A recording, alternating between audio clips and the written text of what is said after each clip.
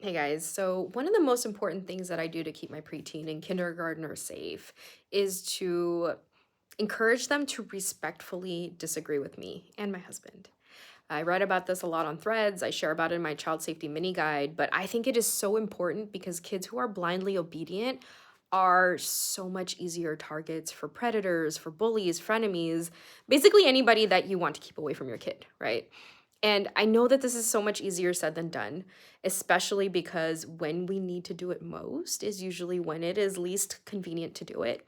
But an example of this is, last week my 5-year-old woke up. I told her to go get changed, wear a pair of pants because it is cold.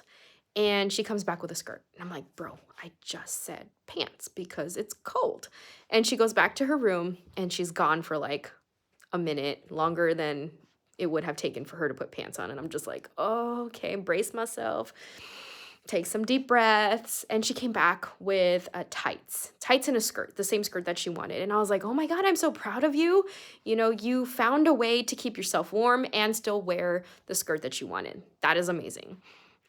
Because the goal was to keep her warm. The goal was not to make her do what I told her to do when I told her to do it because I told her to do it, right? And this is, again, really important because kids who can stand up to somebody, to us, who have more perceived power than them, who they rely on for basic needs and survival, they can stand up to anyone, right? They can stand up to a teacher, to a family member who's making them feel uncomfortable, to strangers, like anyone. And this is important because a lot of, you probably know that a lot of times predators are well respected and well known within the family and or the community.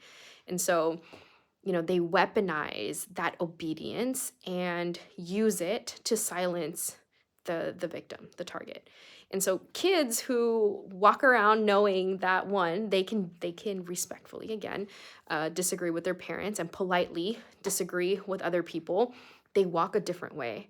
They talk a different way. It shows up in their body language, in their confidence.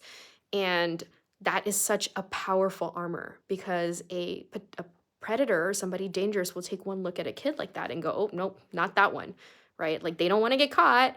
They don't want to hear no, and they don't want to get hurt. And so, no, not that one. Um, and this is also important because it builds the kind of relationship where you are earning your child's trust. You are earning their respect.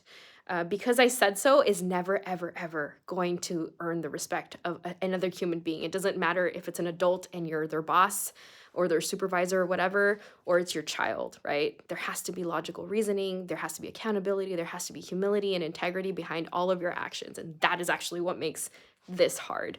But I'll give you an example why it's so important because when you build a relationship like this with your kid, so for instance, my now 12-year-old, when she was like 9, she wanted to play Roblox. And that is just, after all the cases that we have had and our partners have had in relation to Roblox and trafficking, it was just a very big no for me.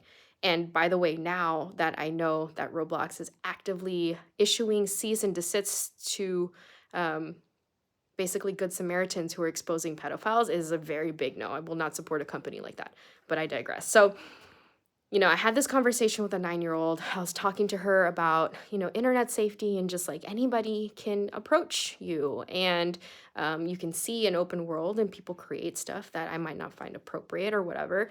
Having this conversation with her and not just being like, no, you can't play. But, she would disagree, bring up certain points, and then it was still a no, right? She wasn't angry, she didn't sulk, she didn't scream, she didn't cry, nothing like that, right? It was just like a respectful, respectable conversation between me and my kid. And it's the same thing, as she's gotten older with different things like that, where I'm just like, look, you trust me to consider everything.